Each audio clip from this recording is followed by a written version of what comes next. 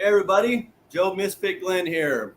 I'm here with TJ Boies, another fellow Gromie. All right, guys, welcome. How's it TJ, going? welcome to the show, brother. Right on. Good to be here. Hell yeah. We got a couple people in just already. There's Luke. What's up, Luke? Welcome, brother. How's it We'll going? wait till we get a few more people on, okay, TJ? Right on. Right on. What's up, Senior? How you doing?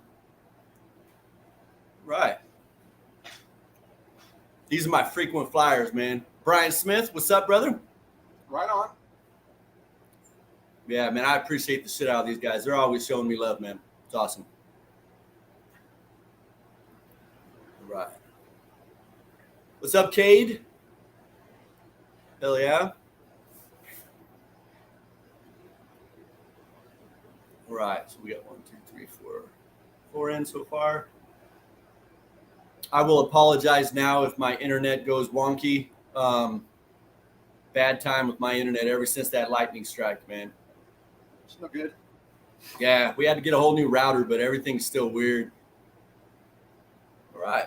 There we go, Chris. Welcome. Oh, hell yeah, Senior. Cool, man. That should be a good time, brother. What's up, Adam? Welcome. All right. We're going to go ahead and get started. All right. So, guys, tonight, me and TJ, we're going to be talking about basically the same thing me and Aaron Proctor were talking about, right? We're talking about a little bit of grow experience, the grow times and what we do as individual growers. Hopefully you guys can find the subtle differences or the big differences between how we grow to make your grow work for you. Okay. That's what the whole point of getting another grower's perspective, because there's a million ways to skin this cat, folks. Okay. We're just trying to get you something that's going to help you be successful right out the gate. All right. So TJ, once again, welcome. And thank you for your service, brother. Right on. All right. So if you could, man, tell me about, if we could start off about where your passion came from for cannabis. How'd you get started in the cannabis growing part? So, as most of us end up doing, I hurt myself pretty good when I was in the military. Yeah. And had back issues. I used to have a 85 CJ7 that I built for rock crawling, and blew the transmission and transfer case out of it, so I had it rebuilt. And while I was in college, I had a little Honda Acura, or a Acura Accord. Anyways, I had a little Acura that was my get around, and I had the transmission and transfer case in the trunk.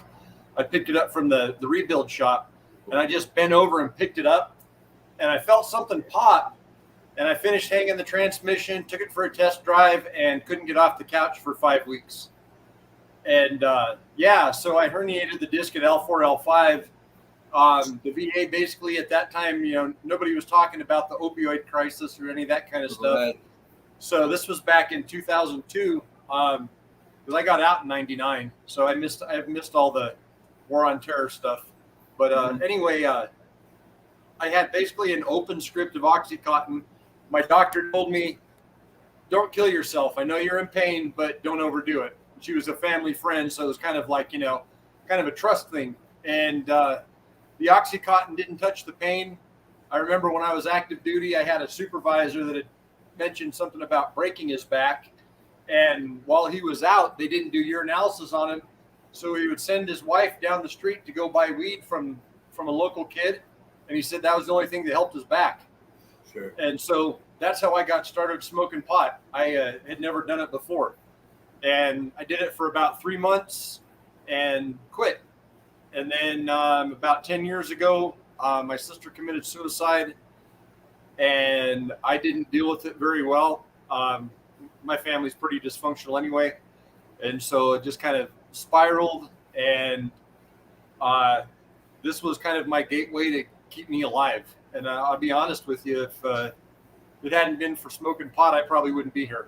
So I had some pretty dark times, and it was always really helpful to kind of fade things and slow things down to help me gain better perspective. Hell yeah. I like reading, and so I started reading about the effects and how to grow it, and had some friends that were into it and picked their brain and kind of applied my educational background. I've got a degree in chemistry, and so I use that to kind of supplement my knowledge, Nice. Science, that's what it is at the end. Exactly right.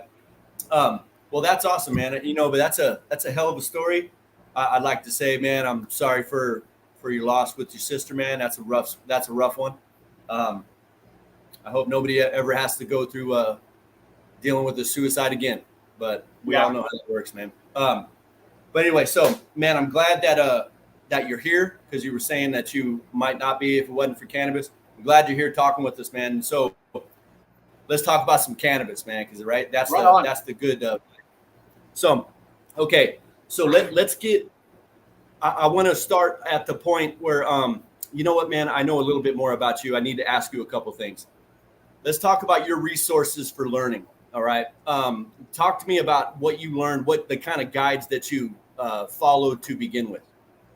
So, first off, my degree in chemistry, I like I said, I kind of lean on that. So that gives me a basic understanding of things like, why pH is important, why it matters, and, not to overdo, not to underdo, that kind of stuff. Right.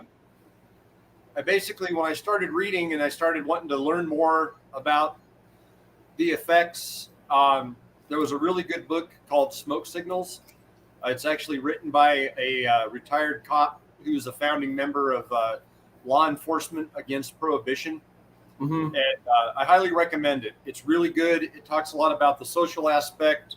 The people that came before us, we are standing on the shoulders of giants. If it wasn't for the rebels who were growing during prohibition, we wouldn't have it still. Right. Plain and simple. And, the guys out in California that were pushing for Proposition 95 back in the early 90s, that's the very, very beginning of this fight. So, I highly recommend that one as far as that kind of reading. But as far as more information on actually growing, I started with the Grower's Handbook, or the Grower's Bible. Right. And then I had a buddy of mine who he's tried a lot of different methods. He's tried hydro. There you go. That's it right there. Yep. See all the notes? Yep. Pick it up, folks. It's a good one. Yeah, that's a really good book. So this buddy of mine who has grown hydro, he's done soil and nutrients, he's done all this stuff, was in a living soil phase, and suggested reading Teeming with Microbes, and that's where I picked up. And at the time, we lived in a different place, and my wife, we still had kids at the house, and my wife wouldn't let me go. So I applied all that information to a vegetable garden, and had a really awesome vegetable garden. Hell yeah. It works in all aspects, man. It's amazing. Right. Plants are awesome. Plants. Yeah. So I have my ex-father-in-law used to own some industrial property that was vacant, and so he let a buddy and I try growing in his industrial space, and we did the living soil thing in there, and we did that for about 2 years, and it just got to be where it was really expensive. There was some other issues going on that we kind of had to step out of it for a while. And so I kind of stepped away from growing for about 7-8 years, and got back into it this last year, and that brings us up to now. Nice. So I'm all about the living soil. It makes my life super easy. Yeah. I've heard a lot about living soils, and we had been talking about them a lot in the shows. I'm not privy to the knowledge on that yet. I'm learning by these types of books right here. Okay. Matter of fact, I think Chris Cooney just mentioned it. This is Native's go-to book for, he'll tell anybody, go to this book for it has recipes for soils and all that stuff in it. But also you can go with this one. Okay. Right. It's a good book as well. And also you got stuff like this. All right. The color pages in there will tell you what's wrong with your plant in detail. All right. People, eventually I will do one of these kind of shows, but there's a lot to know, and my brain don't work like that. It's why I have a book to refer to. Okay. Right on. But anyway, so guys, once again, let's touch on that. Resources for learning. Don't be afraid to go and pick them up. Go to your bookstore. I'll bet you they have some stuff in there for real cheap. Amazon is real proud of their books, and so that might be a little bit something, for people. Not I will say this: the adage about there's no such thing as a dumb question, that's true. But there's a question that you're going to be embarrassed that you asked, right, 6 months from now.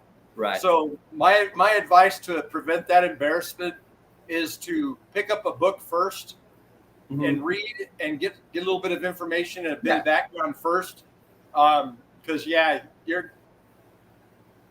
once you get into this and the knowledge just starts flooding and you get comfortable and you're like, oh my God, I can't believe I asked somebody that out loud. So yeah, it happens. Yeah, I get questions asked all the time, and for me, now even though I can recall that knowledge, right, I will still research it again just to make sure that I'm not giving you any bad information. So even I research my answer to your question. And so it's not really hard. You can Google, you can have some books like this and know where your little places are for whichever particular spot you're looking to ask questions about. You just got to do a little bit of work, put in the work, and it will all come to fruition. I promise you. Yeah. Yep. But hey, evening, Granny. Thank you for showing up. Yes, Senior, knowledge is power, my man. Knowledge is power. And that's what I'm trying to relay. And I know that's what TJ came on here for, just to try to give you guys a little bit of knowledge and a little bit of a path forward. But, get some of those books, y'all, and don't be too high. One of the big things that I learned in the Grower's Bible was that they were talking about Old Ed. He's an old grower, and his belief was this is a sacrament that's to be shared. Like all the knowledge, all of this, nothing's to be hoarded. You share it with your brothers and sisters, and that's how I feel about it. It's for everyone, exactly. and I have run into this a lot in the cannabis community about everybody trying to hold their knowledge. They're like special somehow, some way, whatever. I don't believe in that. No, you still got to do, what you got to do. I can tell you how to do it, but you still got to do it. And so it's all on you, any way you look at it. And so, knowledge is power, and I'm all about giving it to you for sure, man. Yep. If I have it, of course, but, okay, now let's get into the business. Okay. I'd like to keep it right around, flowering time. Okay. Right on. Maybe give me an idea on, for you personally, how long do you wait before you flower a plant? Is it time? Is it size? Is it looks? What is it? So I'm size limited. I grow in a tent. I've got an AC Infinity 4x4. Last year during Amazon Prime Day, I hooked myself up. I've been working real hard. So yeah, there you go. Oh yeah. So anyway, that's my space. So I'm limited on height, and right now I actually just flipped. I believe my plants are about 3 foot tall in the soil, and so I do 20-gallon smart pots. Lost my mind there for a minute. No worries, man. We all do that.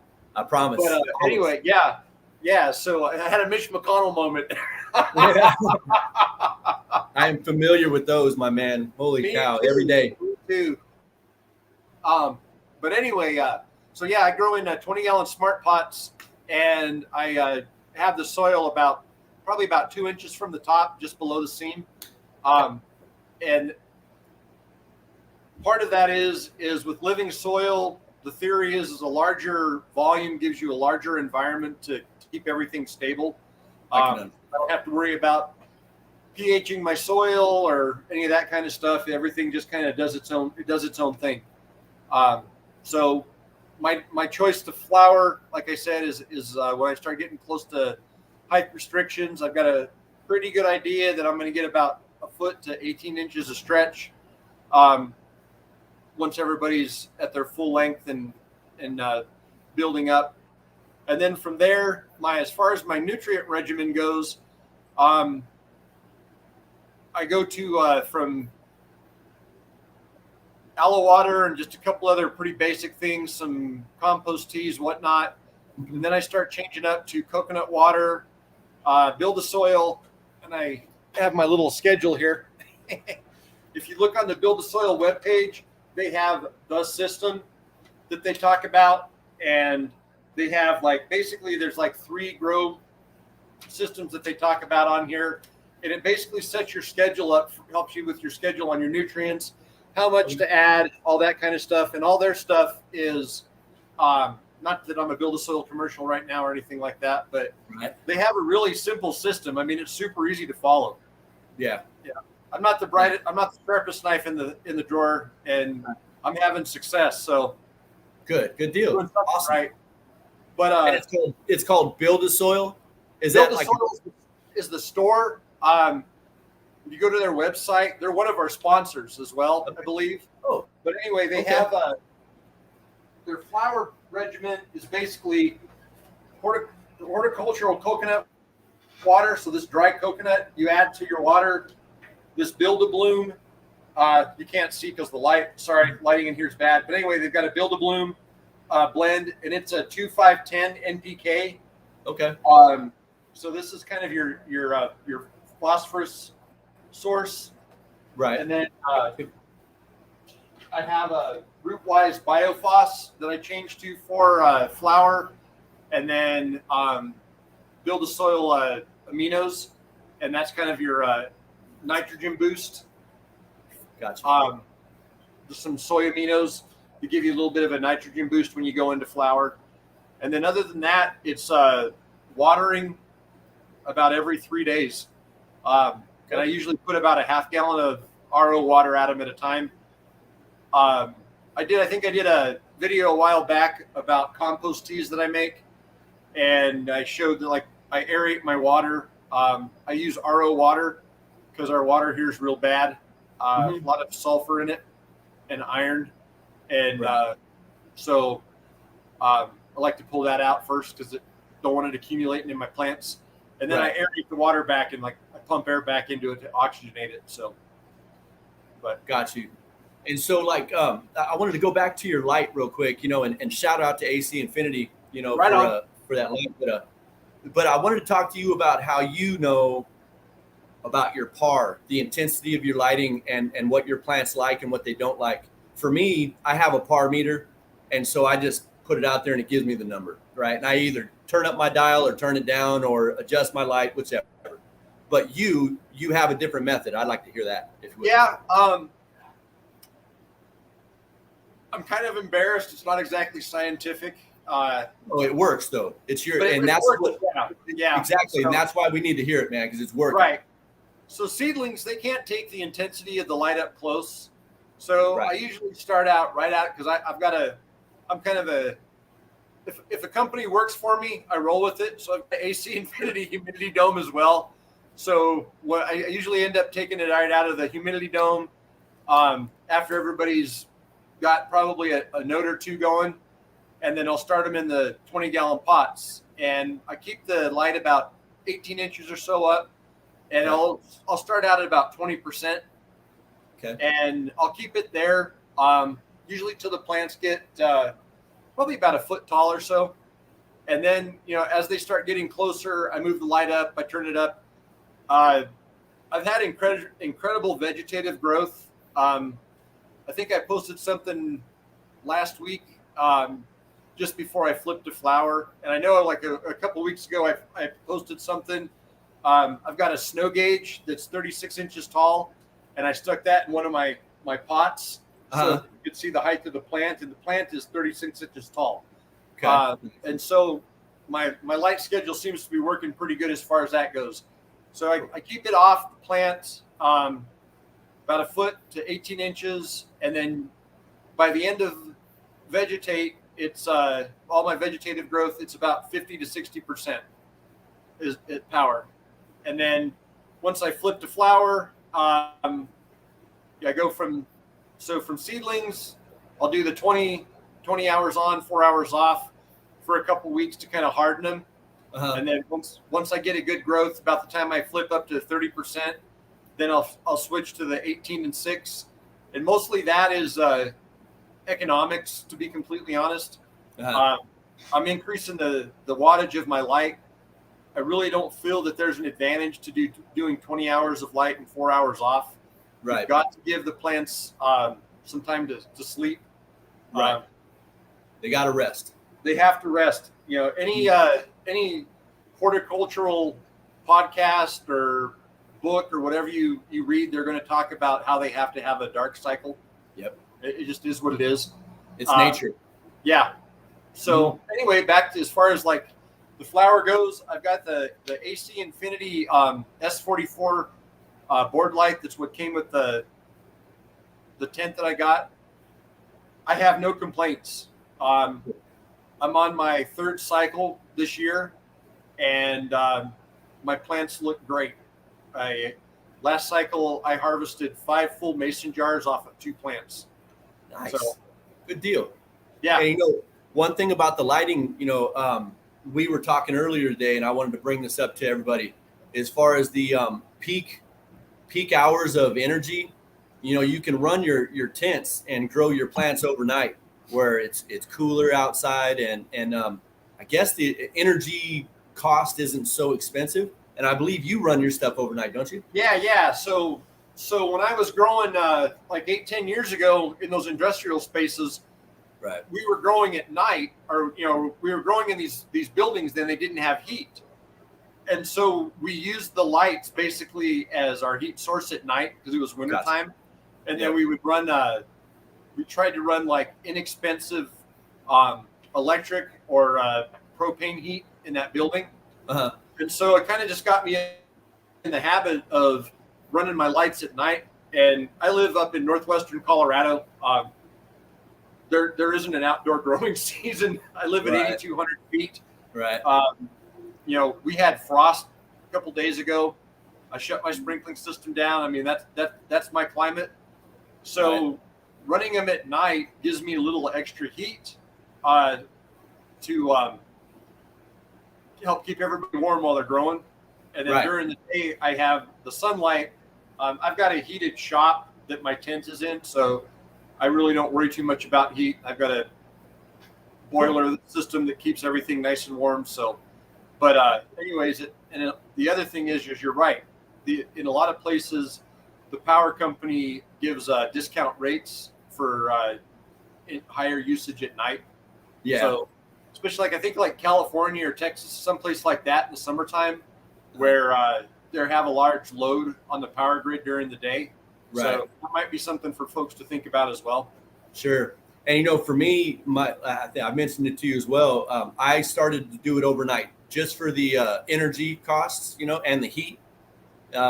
And so I did it for like a year. I think it was about 3 cycles I did it through in that year time. For me, I couldn't keep up because my body didn't want to be up later at night to do the work. And during the day I was bored. And so I went right back to it, but I had to wait through, for the whole cycle to go because I didn't want to switch them up and stress them. But for me, I do it during the day because it gives me something to do all day. And then I crash out at night, Right on. Yeah. I usually end up doing like, my flower cycle usually ends up being like 7P to 7A. It's on. Yeah. And then I'm off 7A to 7P. Yeah. And then, it's not late, it's usually like after dinner, I can come out and do stuff. This cycle, I actually have it set more about like 5:30 in the evening, my time, to 5:30 a.m. ish. Mm-hmm. And that works pretty good for me. So, yeah. Hey, I wanted to say hey to Claude. Hey, welcome, Claude. I didn't get a chance to grab you. And hey, Nikki. And I think, is that Na up there? Yeah, I believe Na's up here. I just wanted to say hey to the folks. Welcome, Na. All right. Yeah, and so I just put that up there. Aaron threw out it's 10 cents cheaper per kilowatt hour. And that does add up. I can see. Absolutely. What's up, Aaron? I have to say I'm pretty impressed with my AC Infinity tent here. I literally have the entire tent running off of one power strip, like plugged into one outlet. Wow, nice. Yeah, so I'm basically running an entire grow tent off a 20 amp Nice. 110. So yeah, Wow, that's good. And that's a pretty large light, isn't it? That's a larger light, right? yeah. It's the S44. Yeah, I think it's either, I think it's a 400-watt light. It's not a very, as far as like power consumption is Right. concerned. I mean, if I had my way and money wasn't a thing, I would build out a 10 by 10 room and just have a room and maybe a tent in the corner for drying or seedlings or whatever. But Gotcha. Okay. yeah, And yeah, well, once my grow shop gets back up and running, that was how I had it. I had my tents that I'm using now for growing. I had one for drying, and I had one for seedlings and clones. And so, and then I had other ones for different little, storage, if you will. But I will get back to that, and I can't wait because I'm going to have many, many plants. It's going to be so fun. my wife is in education and is very straight laced. I'm not quite sure how we've managed to stay married this long, but she's very adamant about me keeping things on the legal side. And so in Colorado, I think it's a maximum 6 plants per adult. And so I was giving her a hard time when I was doing a pheno hunt. I think I had like 12 or 13 seedlings going, and I was like, I'm right on the border. If somebody finds out, it's like, don't you do this to me. So, that's funny. But so okay, let's talk about harvest, man. all right. So we've been growing in flower, I don't know, whatever, 2 months or whatever. They're all beautiful, big bud. What are your telltale signs that you're gonna? Do you check the trichomes with a microscope or anything like that? I do, mostly because I get excited. I really have a hard time waiting. Growing has been good meditation for me because you can't rush nature. I mean, right. Your girls are going to be done when they're done. Yeah. That's Period. it. And if you harvest early, you're only screwing yourself. And so my first cycle back at it this year, I had one photo plant and one auto plant, and neither one of them were particularly impressive. I struggled. I had a bunch of seedlings die, and 2 of them ended up being males, which really pissed me off because those were like the 2 healthiest plants I had going. Of course. Yeah. Yeah. But I think I pulled the trigger on those a little bit early. Honestly, what I do is I try and allow the plant to go to senescence. I try and allow the plant to do its natural process of dying. Right. And just quite honestly, again, letting nature do its thing is kind of the idea here. Yeah. And you're better off. I've had cannabis harvested when it is quote unquote done and you get the milky trichomes and stuff, and then I've had it when the plant is finished, and there's a difference. There is. I mean, like literally clones of the same plant. This is an 8-week plant or whatever. Take it to 9.5 weeks and harvest it because everything was milky, and then just let it finish and let the leaves turn brown or whatever color they do their thing, and then then harvest it. And there's a difference as far as flavor and effect and all that stuff. Yeah, it's like maturity. It's like it gets mature enough to be there. Exactly. Yeah. And so I shoot for a more mature plant. Yeah. So that's kind of my. Go ahead. My way is I let the plant, when they start the leaves start yellowing. I usually kind of let it go a little bit longer, and then as far as actual harvest goes, I cut the plant off at the main stalk, and then hang it, and let it hang like that. So let me back way up there because we need to talk about some grooming. Right. Yeah. So I don't do a lot of defoliating. I try to let them go as long as I can. Not necessarily because I'm lazy, but just let nature do its thing. It's hard, especially when you want to get in there and play, you want to touch things and stuff, Uh-huh. but truly more is less with this. My last cycle, I had some fan leaves. I've never seen this before. I had 12 bladed fan leaves. Yeah. Wow. That were bigger than the palm of my hand. I've got some pictures on my phone I can post later or something, but I had some enormous fan leaves, and I just let them go. And then about 2 weeks before I flip, I'll do a pretty good defoliation. Literally every big leaf that's on there, every fan leaf comes off. And then I'll clean up the branches a few inches because nobody wants larf. So I kind of I cut that back a little bit there and then let it go. And I won't do another major defoliation again until about week 3 or 4 of flower. And one of the things that I also try and keep an eye on is how the flowers are developing. Okay. So basically, guys talk about shaving their legs. So figure out how far up the branch you're willing to sacrifice. Oh, I got you. And then start cleaning that up there. And that's usually where I take my cuts for clones, is about week 3 or 4. Mm-hmm. And then I'll let them go from there.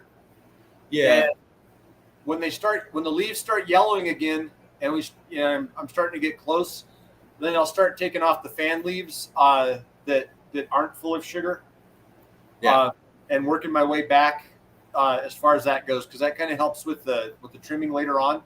Mm-hmm. And quite honestly, when you're at that point, those fan leaves aren't really doing a lot of photosynthesizing anyway. You're losing off the chlorophyll's dying off. You're losing that, so they're not doing anything other than just holding moisture. And by cutting them off, you're actually helping the plant dry out a little bit quicker. So, yeah, and so I was going to touch on that as well, but I'll go back through just for the folks and talk about a little bit for me when I know my plant is about there. I've said this before, but I'll just touch on it again, y'all.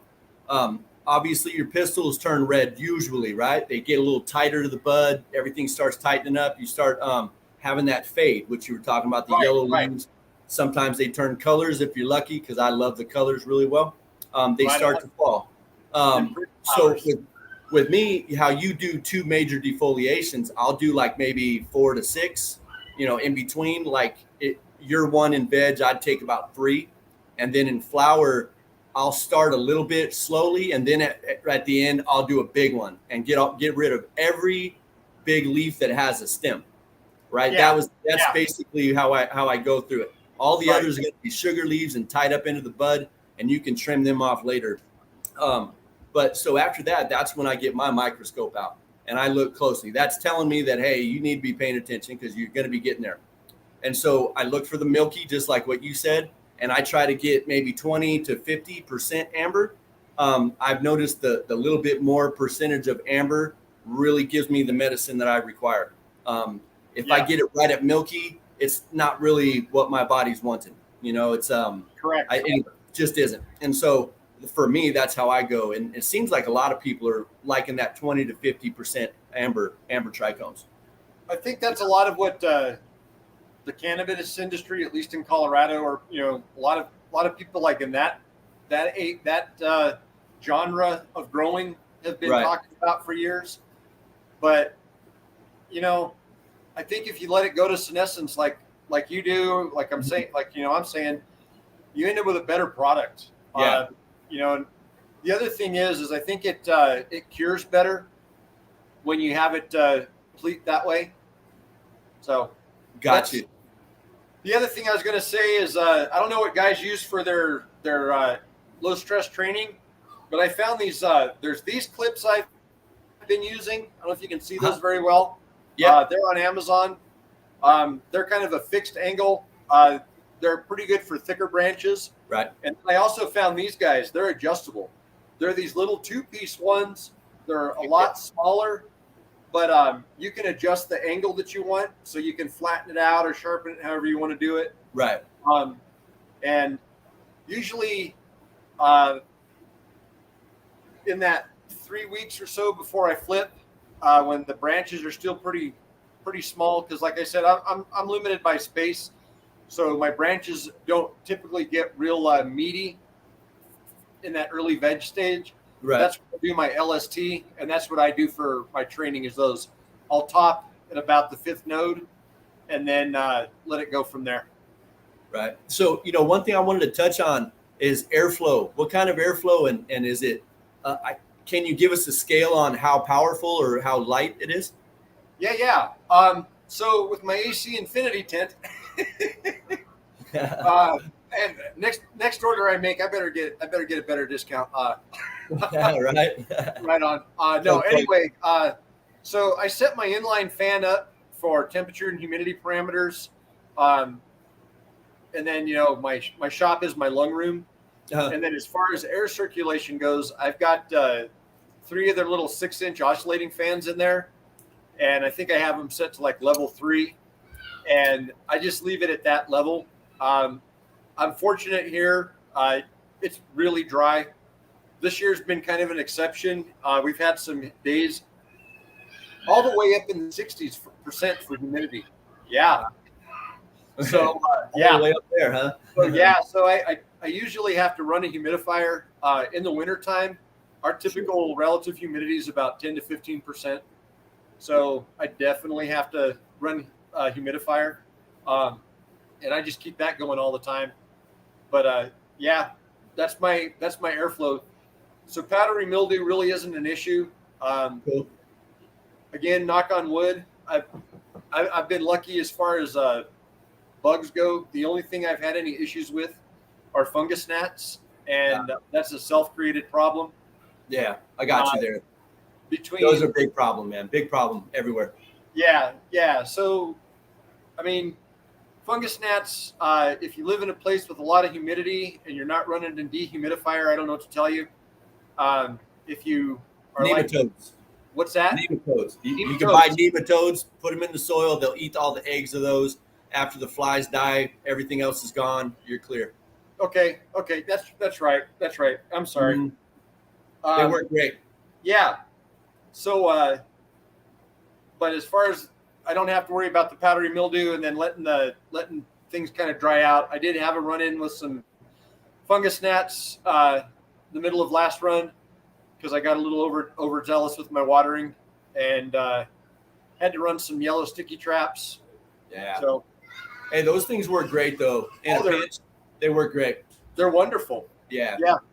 And they're inconspicuous. Just kind of sit off on the side and collect. So it's pretty neat. But so we touched on the fans and stuff. And so I was talking about my harvest time and what I look for, and I checked the trichomes, and we got about 20 to 50% amber. And I do just like you. I cut the whole plant and hang it. Yep. I like to do the 48 hours of darkness. Some people call it bro science, whatever. But what I still do, I still follow that. And then I wait for 7 to 10 days. My humidity will be about 55%, 70 to 68 degrees, 68 to 70, however you want to say that. And I wait. And she's good. Yeah. So I typically do the 60 degrees, 60% humidity. Nice. Okay. 60. As I'm letting things go, I'll start checking sugar leaves to see if they're getting crunchy. Yeah. And as soon as they start getting to where they're getting crisp, I'll take that branch. And so basically, I've got the whole plant, and I'll start, working around branches and checking to see. And as branches start drying out, then again, I'm super lazy. I always look for the easiest method, and I personally have found that cutting the buds off the stalks directly onto like a trimming tray or something along those lines, and then right into the jar. I don't trim. I don't have buddies who are coming over to judge my jar-worthy buds or any of that bullshit. They get trimmed as I'm smoking them. Exactly. Like here's some beyond of that. it. Look, this has all the little sugar leaves all curled up. Yep. All that is all the trichomes are on there. Here's even a little bit of a larger leaf on here that you could take off the bottom if you, or the top if you wanted, but it's all medicine. So why waste it? Yeah. Nobody's going to judge you here in my house. You know what I mean? Exactly. Yeah. Yep. I mean, some people say that the sugar leaves make it taste bitter or whatever. So be it. The other side of that is some folks like to use their trim for edibles or bubble hash or something like that. Mm-hmm. I mean, that's all good. I do that a lot. Yeah. Yeah. Yeah. But that's usually on large yields. Like this is my Mamma Mia. This is like my absolute medicine. I need this every day. Well, at least I like to say I do. But I need her to be perfect. The other stuff, man, I'll get rid of all the other stuff and make hash out of it and have fun with it. But this is my medicine and it heals me. So it goes all in the jar, every bit of it. Yeah. Yeah. Yeah. If I ever do my build out and have my bigger room and can kick my wife's blood pressure up to 6 full plants all the time, then maybe we'll go from there and I'll have a little bit more to play with. But yeah. I mean, quite honestly, my growth cycle right now would be about the same, even if I was doing bigger plants. It ends up being about 2.5 to 3 months of veg. So I can get 3 harvests a year. Wow. That's good, man. That's actually a really good deal. And do you do a perpetual grow, like where you keep it going? Yeah. So as these guys hit their second month as I end the first month of flower, I'll start dropping seeds. Or if I did, like right now, I've got 2 strains, 2 cultivars that I bought before I joined the group, and then I've got 2 cultivars that I won. Mm-hmm. And I've got Alien Pie and Platinum 99 going right now. Hell yeah! And so I think I'm going to probably let Backpack and Lilac Diesel go. Those were the 2 that I bought. Mm-hmm. They're okay. I've been really, really fortunate with vet codes. I've won a lot of seeds, and I'm really curious to drop some of those and try them out. So yeah, I think my next run is going to be an all vet codes bean run.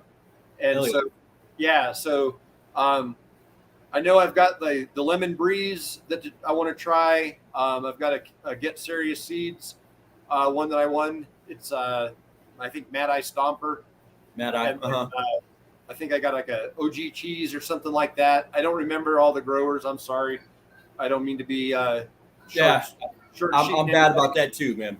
Yeah, but, recall is not for me, man. Mm-hmm. No, a lot of head injuries, man. A lot of concussions. Yeah.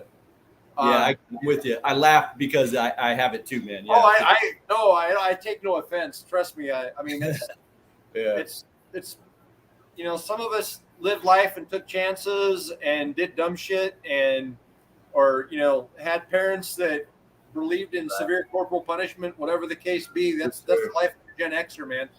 Yeah, but, everybody gets an ass whooping. Everybody. Yep. Yep. One for you, everybody. Yep. But I didn't do anything. That's okay. You doesn't matter. You want to do something, motherfucker, you're getting it. So, yeah. This is for later. Right. I'm banking this when I don't catch you for something. But I've been really lucky. Well,